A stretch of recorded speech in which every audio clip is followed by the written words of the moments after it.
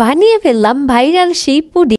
আসসালামু আলাইকুম এভরিওয়ান। ইদানিং সোশ্যাল মিডিয়াতে অতি জনপ্রিয় একটি রেসিপি পুডিং রেসিপি, তো ভাবলাম আমিও বানাই।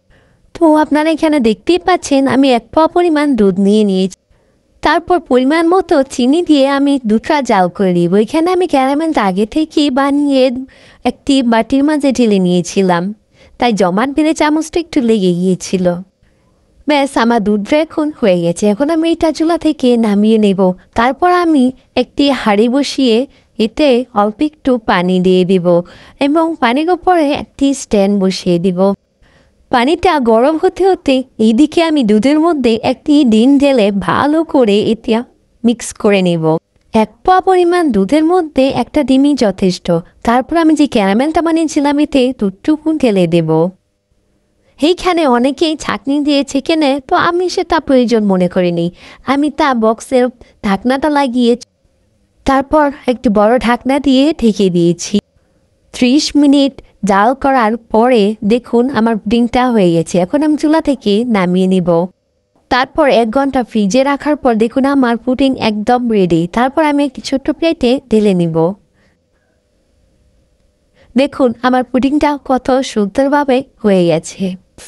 আমি ছোট্টই বানিয়েছি কারণ আমার বাসায় দুধটা একটু কম ছিল। তো বন্ধুরা, আমার ভিডিওটি যদি তোমাদের কাছে ভালো লেগে থাকে অবশ্যই সাবস্ক্রাইব করে দিবে। তো আজকে আমি নিয়ে এসেছি একটি ব্লগে 3টি রেসিপি। তো এইখানে আমি আজকে আবার একটা ভর্তা রেসিপি দেখাবো। তো এইখানে আমি 2টো তেলাপিয়ার লেজ নিয়েছি। এটা আমি ভালো করে ভেজে নিব। সবাই তো ইলিশ মাছের লেজের ভর্তাই খেয়েছেন, এবার তেলাপিয়ার ভর্তা বানিয়ে খেয়ে দেখুন কত মজা হয়। এখানে আমি 3টা পেঁয়াজ নিয়েছি। পেঁয়াজগুলো কুচি করে কেটে নিয়েছিলাম। তারপর আমি মাছ ভাজা তেলের মধ্যে 3টি শুকনো মরিচও ভেজে নিয়েছিলাম। তো এখন আমি এতে পরিমাণ মতো লবণ দিয়ে একসাথে মিক্স করে নিব।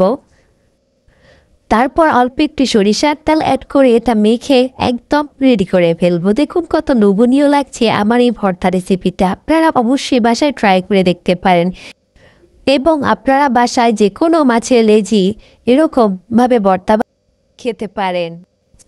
তো বন্ধুরা, আমার এই ভিডিওটি দেখার জন্য তোমাদের অসংখ্য ধন্যবাদ। তো এখন আমি আপনাদের বলছি কেন আমি একটি ব্লগে 3টি ভিডিও আপলোড করেছি। আসলে বন্ধুরা, আমার পুডিং রেসিপিটি এতই ছোট ভিডিও হয়েছিল যার জন্য আমার ব্লগে আপলোড হচ্ছিল না।